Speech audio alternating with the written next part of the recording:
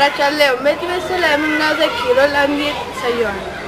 Gaurkoan, elkarrizketa bat egingo diogu Mikelteizari. Zenbat urtekin hasi zinen saskibaloian? 11 urtekin hasi nintzen. Ze taldetan jokatzen duzu? Frankustela taldean. Gustora zaude zure taldean? Bai, oso gustora.